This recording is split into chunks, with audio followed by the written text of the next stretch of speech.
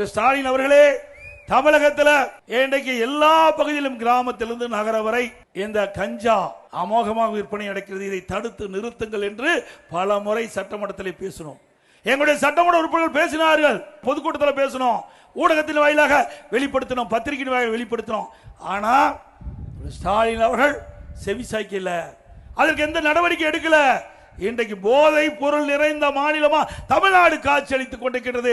இதற்கு முழுக்க முழுக்க காரணம் இன்றைக்கு தலைமை தாங்கி நடத்தி கொண்டிருக்கிற முதலமைச்சர் ஸ்டாலின் தான் பொறுப்பேற்க வேண்டும். உண்மைதானே? நாங்கள் சொல்லுகின்ற பொழுது இந்த போதை பொருள் நடமாட்டத்தை தடுத்து நிறுத்தி இருந்தால் இன்றைக்கு இதை தவிர்த்திருக்கலாம். இந்த போதை ஆசாமிகளால் தான் அங்கங்க கொலை, கொல்ல, திருட்டு, வழிப்பறிவு, பாலியல் கொடுமை நடக்கின்ற சம்பவம் இந்த போதை ஆசாமிகளால்.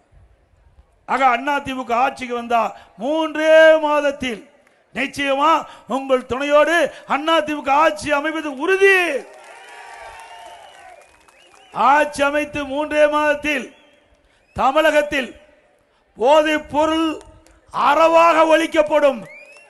போதைப் பொருள் இல்லாத மாநிலமாக தமிழகம் உருவாகும்.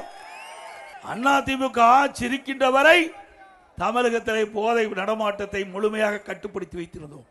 திராவிட முன்னேற்ற கழகம் ஆட்சிக்கு வந்தவுடன் திராவிட முன்னேற்ற கழக நிர்வாகிகள் துணையோடு இந்த போதைப் பொருள் விற்பனை நடைபெற்றுகின்ற காரணத்தினால்தான் காவல்துறையால் இந்த போதைப் பொருள் நடமாட்டத்தை தடுக்க முடியாத சூழ்நிலை ஏற்பட்டதாக எங்களுக்கு கிடைத்த தகவல்.